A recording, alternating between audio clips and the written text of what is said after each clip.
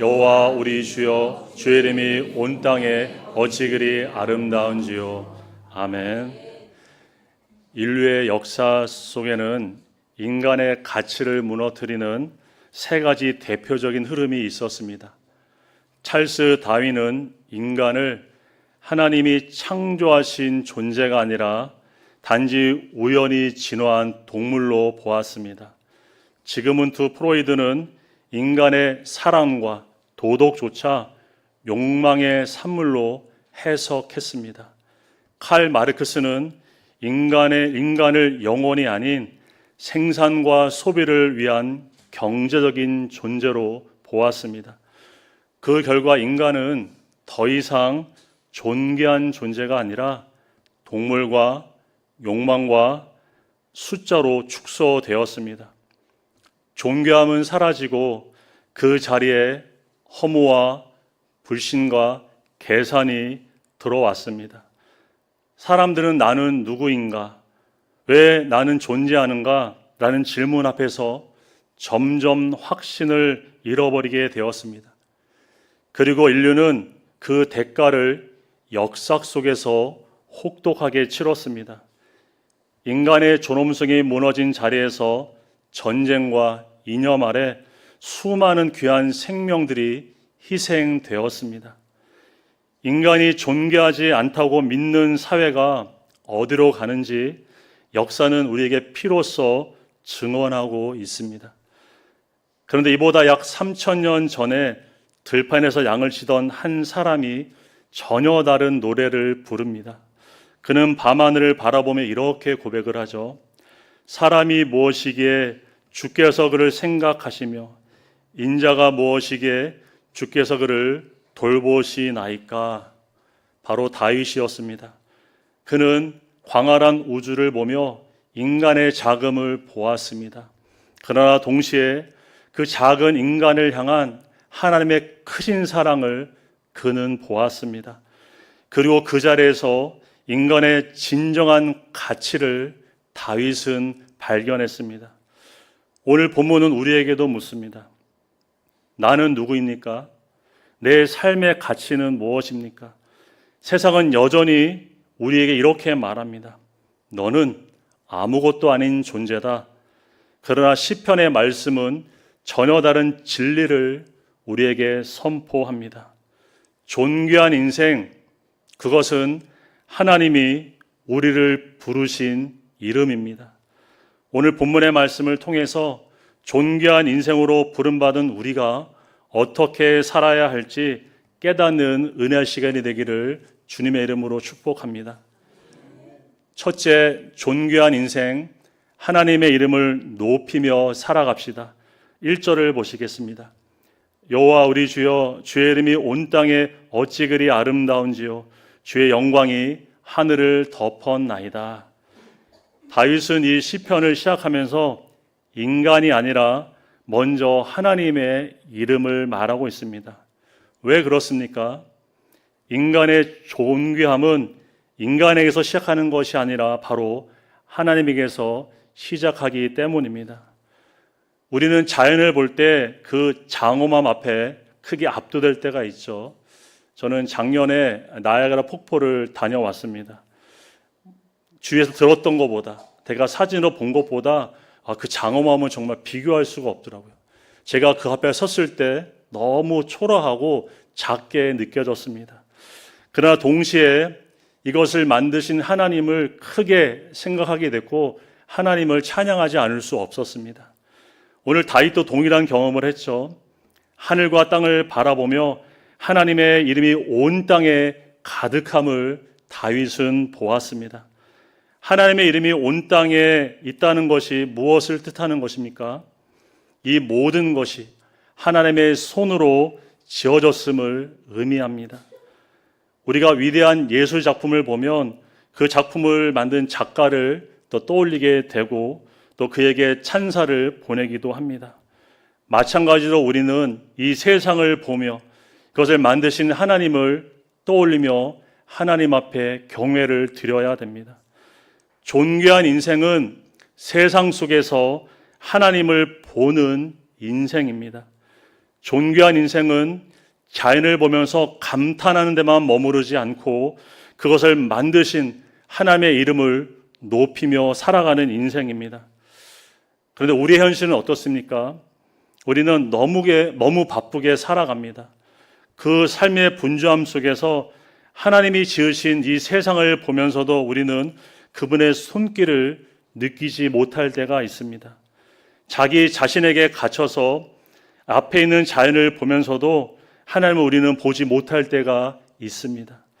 그래서 기도할 때만, 예배할 때만 만나는 분처럼 우리는 하나님을 제한되어 만나는 경우가 있습니다. 그러나 하나님의 이름은 결코 교회 안에만 계시지 않습니다. 우리의 삶 전체에 하나님의 이름이 드러나 있습니다.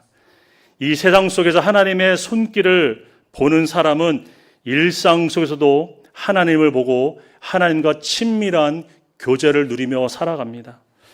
여러분, 오늘 우리의 눈은 무엇을 보며 살아가고 있습니까? 평범한 일상 속에서 우리는 하나님의 손길을 보고 있습니까? 평범한 순간들 속에서 하나님을 발견하는 사람은 하나님으로 충만한 삶을 살아가게 됩니다.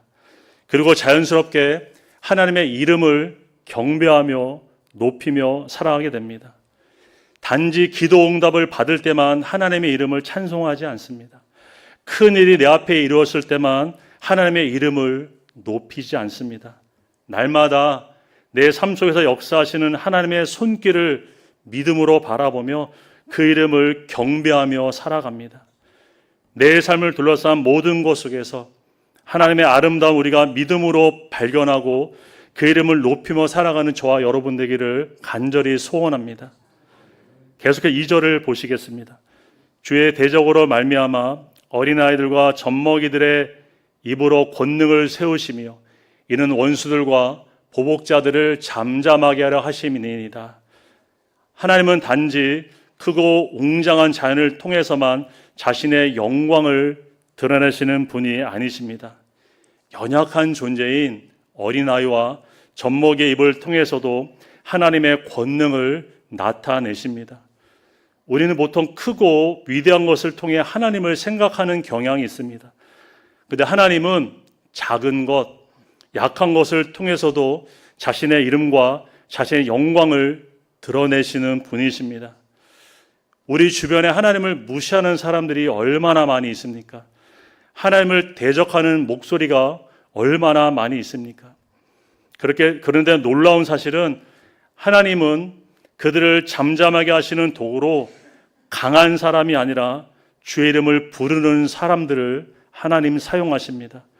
비록 어린아이라 할지라도 주의 이름을 부를 때 하나님 그 입술을 통해 능력을 나타내시고 영광으로 나타내십니다.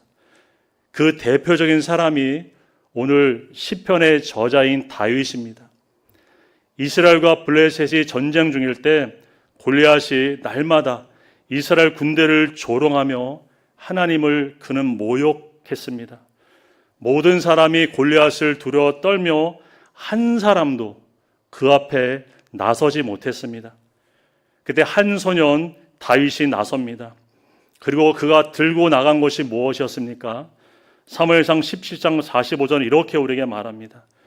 다윗이 블레셋 사람에게 이르되 너는 칼과 창과 단창으로 내게 나아오거니와 나는 만군의 여호와의 이름 곧 내가 모욕하는 이스라엘 군대의 하나님의 이름으로 내게 나아가노라. 다시는 담대하게 선포를 하죠.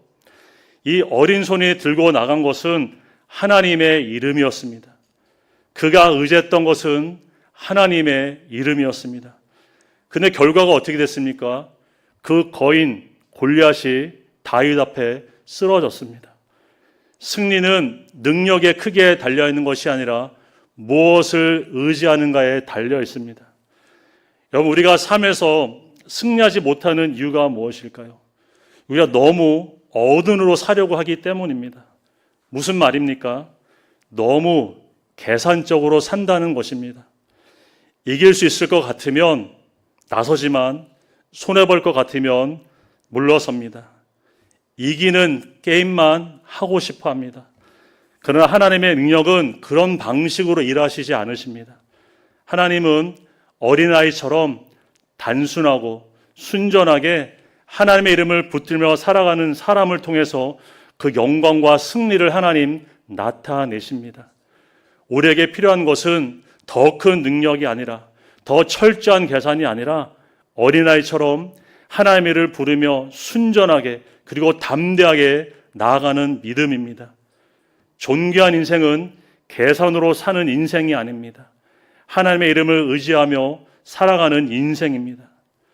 존귀한 인생 이처럼 세상을 보며 창조주 하나님의 아름다움을 믿음의 눈으로 발견합니다. 만물 속에 나타난 하나님의 이름과 영광을 보며 찬양 드립니다. 내가 살아가는 모든 곳에서 하나님의 손길을 보는 사람, 그 사람이 바로 하나님이 원하시는 존귀한 삶을 살아가는 사람입니다.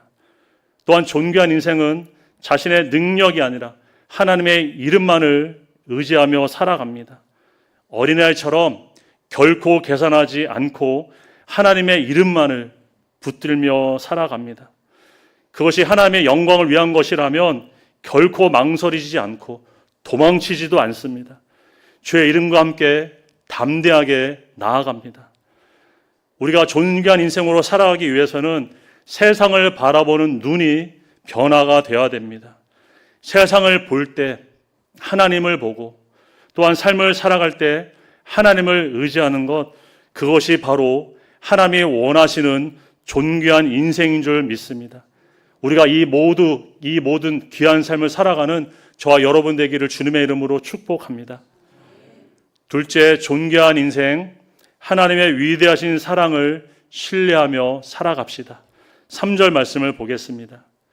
주의 손가락으로 만드신 주의 하늘과 주께서 베풀어 두신 달과 별들을 내가 보니. 다윗은 하늘을 보며 주님을 생각합니다. 그가 본 것은 그냥 하늘이 아니었죠. 주의 하늘이었습니다. 하나님의 손가락으로 만드신 하나님의 작품을 그는 보았습니다. 그 하늘의 달과 별들이 질서 있게 놓여 있는 것을 다윗은 보았습니다. 다윗은 그 광활한 하늘을 바라보며 동시에 하나님의 위대하심도 그는 바라보았습니다. 이처럼 거대한 자연 앞에 서는 인간은 너무나 작고 초라한 존재임을 우리가 깨닫게 됩니다. 높은 곳에서 아래를 내려보면 인간이 어떻습니까? 개미보다도 아주 작게 보이죠. 하물며 그 광대한 하늘과 우주를 하나님의 손가락으로 만드셨다면 하나님 앞에 인간은 얼마나 작은 존재일까요? 우리는 스스로를 크게 여기며 살아갑니다. 그러나 사실 하나님 앞에서는 우리는 사실 아무것도 아닌 존재입니다. 마치 없는 것과 같은 존재들입니다. 광대한 하나님을 만난 욥이 어떻게 고백합니까? 인간에 대해 벌레와 같고 티끌과 같음을 그는 고백했습니다. 그런데 너무나 놀라운 사실은 하나님께서 티끌 같고 먼지 같고 벌레 같은 작고 보잘것없는 인간을 하나님 외면하지 않으신다는 사실입니다. 오히려 그 어떤 피조물보다 하나님 사랑하십니다. 4절을 보시겠습니다. 사람이 무엇이기에 주께서 그를 생각하시며 인자가 무엇이기에 주께서 그를 돌보시나이까. 다윗은 인간의 작음을 보면서도 동시에 인간을 향한 하나님의 크신 사랑도 그는 보았습니다. 감탄하며 찬송했습니다. 여기서 사람은 히브리어로 에노시라는 단어를 썼는데 이것은 깨지기 쉬운 존재를 뜻합니다. 그리고 인자는 히브리어로 벤 아담인데 흙의 아들이라는 뜻입니다. 이처럼 인간은 연약함과 한계가 있는 존재이지만 하나님께서 깊이 생각하시고 돌보시는 존귀한 존재임을 성경 우리에게 지금 말씀하고 있습니다. 우리는 우리 자신을 보며 감탄할 수 있어야 합니다. 우리는 하나님의 손가락으로 지으신 그분의 작품들이기 때문입니다. 그것도 하나님께서 가장 존귀하게 여기시는 걸작품입니다. 또한 우리는 서로를 보면서도 감탄할 수 있어야 합니다. 우리 모두가 위대하신 하나님의 작품이기 때문입니다. 하나님의 작품으로 보시는 존재를 우리는 결코 가볍게 보지 않기를 바랍니다. 자신은 물론 다른 사람들도 마찬가지로 우리가 사람을 볼 때 하나님의 손각으로 지으신 하나님의 작품으로 우리가 볼 수 있기를 바랍니다. 이 시간 우리 자신에서 함께 이렇게 고백해 봤으면 좋겠습니다. 나는 하나님의 최고의 걸작품이다. 나는 하나님의 최고의 걸작품이다. 이제 옆 사람 볼까요? 당신은 하나님의 최고의 걸작품입니다. 한 번 더 합시다. 당신은 하나님의 최고의 걸작품입니다. 할렐루야. 그리고 제가 숙제라 드릴게요. 집에 가시면 우리 자녀들이나 우리 배우자한테 꼭 오늘 고백해 보길 바랍니다. 너는 하나님의 최고의 걸작품입니다. 너는 하나님의 최고의 걸작품이야. 숙제를 내드릴게요. 여러분, 그러면 인간의 가치가 도대체 어느 정도 되는 것일까요? 우리의 가치는 얼마입니까? 그 답을 성경이 이렇게 우리에게 말씀합니다. 마태복음 16장 26절입니다. 사람이 만일 온 천하를 얻고도 제 목숨을 잃으면 무엇이 유익하리요? 사람이 무엇을 주고 제 목숨과 바꾸겠느냐? 한 영혼의 가치, 한 생명의 가치 천하보다 귀합니다. 아무리 값비싼 보석보다, 아무리 값비싼 재물보다 더 귀한 존재가 바로 저와 여러분입니다. 세상 그 어떤 것으로도 한 영혼의 가치를 대신할 수 있는 것은 없습니다. 우리의 가치는 비교할 수 있는 수준이 아니라 처음부터 비교 자체가 불가능한 그런 존귀한 가치로 우리는 지음을 받았습니다. 왜 그럴까요? 하나님이 우리를 사랑하시기 때문입니다. 우리를 위해 독생자를 내어주실 만큼 하나님은 우리를 존귀하게 여기십니다. 우리 너무나 잘 아는 요한복음 3장 16절 말씀들 다 함께 한번 고백해 볼까요? 하나님이 세상을 이처럼 사랑하사 독생자를 주셨으니 이는 그를 믿는 자마다 멸망하지 않고 영생을 얻게 하려 하심이라. 아멘. 아들을 주셨다는 것은 하나님께서 자신의 가장 소중한 것을 내어주셨다는 것을 말합니다. 자신의 일부를 주신 것이 아니라 자신의 전부를 우리에게 주셨습니다. 로마서 8장 32절은 이렇게 또 말씀합니다. 자기 아들을 아끼지 아니하시고 우리 모든 사람을 위하여 내어주신 이가 어찌 그 아들과 함께 모든 것을 우리에게 주시지 아니하겠느냐. 하나님께서 아들을 주셨다면 이제 더 이상 아끼실 것이 없으십니다. 이미 가장 큰 것을 주셨기에 필요한 모든 것을 함께 우리에게 주십니다. 그럼 우리는 하나님의 사랑을 의심할 이유가 결코 절대 없습니다. 하나님은 가장 확실한 방법으로 자신의 전부를 내어주심으로 우리를 사랑하셨습니다. 근데 여러분, 우리의 현실은 어떻습니까? 하나님의 위대하신 사랑을 신뢰하지 못할 때가 있죠.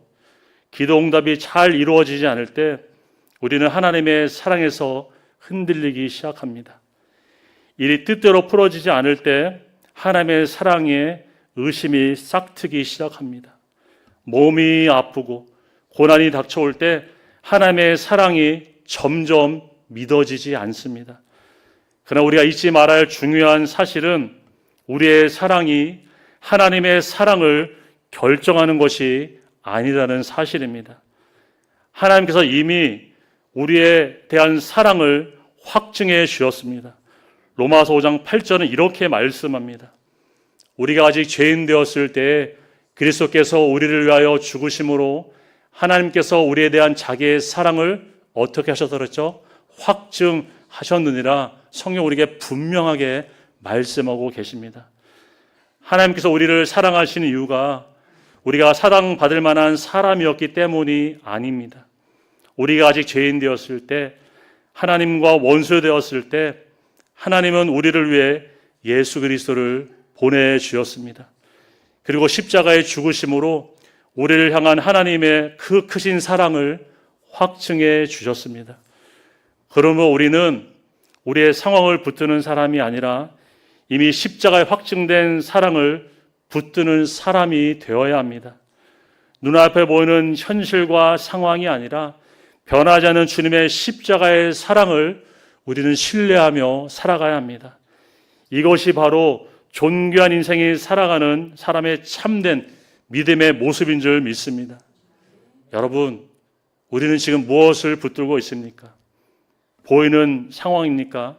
아니면 십자가의 사랑입니까? 우리는 무엇을 의지하며 삶을 살아가고 있습니까? 변하는 세상입니까? 아니면 변치 않으시는 주님이십니까? 하나님은 우리를 존귀한 인생으로 부르셨습니다. 그럼 우리는 눈에 보이는 것들을 바라보며 살아가는 삶이 아니라 이미 십자가에서 증명된 하나님의 위대하신 사랑을 붙들고 살아갈 수 있기를 바랍니다. 존귀한 인생은 상황이 아니라 하나님의 위대하신 사랑을 붙들고 신뢰하며 살아가는 인생입니다. 이 믿음의 삶으로 하나님 앞에 나아가는 저와 여러분 되기를 주님의 이름으로 축복합니다. 마지막으로 존귀한 인생, 하나님이 맡기신 사명을 따라 살아갑시다. 5절을 함께 보시겠습니다. 그를 하나님보다 조금 못하게 하시고 영화와 존귀로 관을 씌우셨나이다. 여기서 영화와 존귀는 왕에게 주어지는 표식입니다. 하나님께서 인간을 단순한 피조물로 지으신 것이 아니라 영광과 존귀로 관을 씌우시며 왕 같은 존재로 우리를 세우셨습니다. 우리는 왕이신 하나님을 닮은 존재입니다. 다윗은 그것을 하나님보다 조금 못하게 하시고라고 그는 표현했습니다. 이 말의 의미는 인간이 하나님을 닮은 고귀한 존재로 지어졌음을 의미합니다. 창세기 1장 26절은 이것을 증명하고 있죠. 하나님이 이르시되 우리의 형상을 따라 우리의 모양대로 우리가 사람을 만들고 그들로 바다의 물고기와 하늘의 새와 가축과 온 땅과 땅에 기는 모든 것을 다스리게 하자 하시고 뭐라고 말합니까? 하나님의 형상을 따라 우리를 지으셨다고 하나님 말씀을 합니다. 인간은 하나님의 형상을 따라 지음받은 영광스럽고 존귀한 존재입니다. 하나님은 영광과 존귀를 입은 사람에게 또한 이 땅을 다스리는 그러한 사명을 주셨습니다. 다윗도 이러한 인간의 영광스러운 사명을 지금 찬송하고 있죠. 6절부터 8절을 보시면 주의 손가락으로 만드신 것을 다스리게 하시고 만물을 그의 발 아래에 두셨으니 곧 모든 소와 양과 들짐승이며 공중의 새와 바다의 물고기와 바닷길에 다니는 것이니이다. 인간이 만물을 다스릴 수 있는 이유는 단지 능력이 뛰어나서가 아니라 창조주 하나님께서 만물을 다스리는 권세를 인간에게 위탁하셨기 때문입니다. 사람은 만물을 다스리는, 세상을 다스리는 사명을 받은 존재들입니다. 그럼 우리는 어떻게 다스림의 사명을 우리가 잘 감당하며 살아갈 수 있을까요? 다스림의 참된 모범이 되시는 예수님에게서 우리는 배워야 합니다. 이 땅에 오신 예수님 어떻게 다스리셨습니까? 힘으로 주님은 다스리지 않으셨습니다. 섬김으로 주님은 다스리셨습니다. 마가복음 10장 45절 이렇게 우리에게 말씀하죠. 인자가 온 것은 섬김을 받으려 함이 아니라 도리어 섬기려 하고 말씀합니다. 여러분, 예수님은 마땅히 섬김을 받으셔야 하는 분이셨지만 오히려 사람들을 섬기셨습니다. 예수님은 서로 높은 자리를 차지하려고 싸우는 제자들에게 그들의 발을 친히 씻어주시면서 섬김의 도를 그들에게 가르쳐 주셨습니다. 그리고 예수님의 섬김의 절정, 십자가에서 나타났습니다. 빌립보서 2장 8절은 이렇게 말씀합니다. 사람의 모양으로 나타나사 자기를 낮추시고 죽기까지 복종하셨으니 곧 십자가에 죽으심이라. 예수님의 낮아지심과 십자가의 죽으심, 그 섬김으로 주님 우리를 구원해 주었습니다. 근데 그것이 끝이 아니었죠. 주님은 이 십자가의 죽음을 통해 영광을 받으셨습니다. 히브리서 기자는 본문 10편의 말씀을 온전히 성취하신 분이 바로 예수 그리스도이심을 증언합니다. 히브리서 2장 9절입니다. 오직 우리가 천사들보다 잠시 동안 못하게 하심을 입은 자 곧 죽음의 고난 받으심으로 말미암아 영광과 존귀로 관을 쓰신 예수를 보니, 이렇게 말씀합니다. 여기서 영광과 존귀로 관을 쓰신 분 예수님이십니다. 시편에서는 그 대상이 사람이었죠. 그러나 죄로 인해 그 영광을 잃어버린 인간을 대신하여 예수님은 십자가의 고난을 통해서 그 영광과 존귀를 온전히 이루셨습니다. 예수님의 섬김과 사랑, 그리고 십자가의 죽으심은 우리를 죄와 사망에서 건지시고 자유케 하셨습니다. 그 은혜로 우리는 잃어버린 하나님의 영광을 다시 회복하게 되었습니다. 이제 우리는 다시 하나님이 맡겨신 사명을 감당하는 삶을 살아가야 됩니다. 예수님의 섬김이 우리를 회복시키시고 그 회복이 우리를 사명의 자리로 이끄시기 때문입니다. 영광과 존귀관으로 쓰시기에 합당하신 분이 가시멸관을 쓰시고 자신의 생명을 우리 모두에게 내어주었습니다. 인간의 회복을 위해 주님 십자가에 달리셨습니다. 우리가 구원받아 다시 영광과 존귀관을 쓰고 왕의 권세로 세상을 섬길 수 있도록 주님은 십자가에서 자기의 생명을 버리셨습니다. 예수님의 귀한 섬김을 받은 이제 우리도 주님의 다스림의 방식인 섬김으로 세상과 사람을 섬기며 살아가지 않을까요? 여러분, 오늘 우리의 삶은 어떻습니까? 영광과 존귀관을 쓰고 섬김을 받으려고 하고 있지는 않습니까? 힘으로 누르고 사람을 지배하려고 하고 있지는 않습니까? 주님은 그러나 그렇게 다스리지 않으셨습니다. 낮아짐으로 다스리셨고 섬김으로 세상과 사람들을 다스리셨습니다. 그럼 우리는 세상의 방식이 아니라 주님의 방식으로 살아가기를 바랍니다. 높아지려고 하기보다 낮아지고 섬김을 받으려고 하기보다 섬기는 삶을 저와 여러분이 살아갈 수 있기를 원합니다. 이것이 바로 하나님이 맡기신 사명을 감당하는 존귀한 인생의 모습인 줄 믿습니다. 우리가 다른 사람 위에 군림하려고 하지 않기를 바랍니다. 섬김으로 우리는 그 믿음으로 살아갈 수 있기를 간절히 소원합니다. 이러한 믿음의 삶, 믿음의 적용이 저 여러분 가운데 온전히 이루어지기를 주님의 이름으로 축복합니다. 오늘 우리는 시편 8편을 통해서 하나님께서 우리를 얼마나 존귀한 자로 부르셨는지 함께 묵상하고 살펴보았습니다. 세상은 인간의 가치를 무너뜨리지만 하나님은 우리를 향해 존귀한 사람, 존귀한 인생으로 부르십니다. 우리는 이 존귀한 인생이라는 분명한 정체성을 가지고 살아가기를 바랍니다. 하나님의 이름을 높이며 살아가고 하나님의 십자가의 사랑을 우리가 신뢰하며 그 사랑을 붙들며 살아가고 하나님이 맡기신 사명을 따라 섬김으로 살아가는 저와 여러분의 인생이 되기를 바랍니다. 여러분, 상황은 계속해서 변합니다.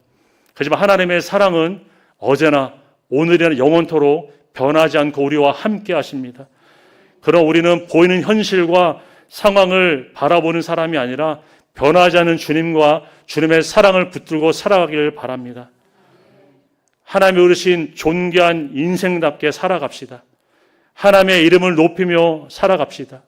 하나님의 위대하신 사랑을 붙들고 살아갑시다. 하나님 맡긴 사명을 따라 섬김의 믿음으로, 섬김의 삶으로 우리 모두가 살아갑시다. 그 믿음의 정체성을 우리가 오늘도 그리고 남은 생에도 오직 하나님께만 영광 돌리며 살아가는 저와 여러분의 존귀한 인생 되기를 주님의 이름으로 축원드립니다. 다 함께 기도하시겠습니다. 사랑과 은혜가 풍성하신 하나님, 감사를 드립니다. 저희들을 모든 피조물 속에서 가장 존귀한 인생으로 불러주시고 존귀한 사람으로 삼아주시고 영광과 존귀관을 씌워주신 은혜에 참으로 감사를 드립니다. 사람이 무엇이기에, 우리가 무엇이기에 우리를 깊이 생각하시고 돌보아 주시는지 하나님의 궁멸하신 사랑에 다시 한번 감사와 찬송과 모든 영광을 올려드립니다. 하나님, 우리 모두 존귀한 인생의 정체성을 갖고 이 땅을 살아갈 수 있도록 인도하여 주시옵소서. 존귀한 인생으로 하나님의 이름을 높이고 하나님의 위대하신 사랑을 늘 신뢰하며 하나님께서 맡겨진 사명을 따라 주님처럼 섬김의 삶으로 세상을 섬기고 사람을 섬김으로 하나님께 영광 돌리는 믿음의 삶이 될 수 있도록 하나님 저희들을 인도하여 주시옵소서. 하나님 우리의 눈을 열어주시옵소서. 세상 속에는 주님의 이름의 아름다움은 날마다 보게 하시고 하나님의 광대하심을 찬양하며 날마다 하나님 영광 돌리는 우리 모든 믿음의 삶이 될 수 있도록 주님 인도하시고 함께하여 주시옵소서. 감사드리며 존귀하신 예수님의 이름으로 기도드립니다. 아멘. 네, 현황 오중주 우리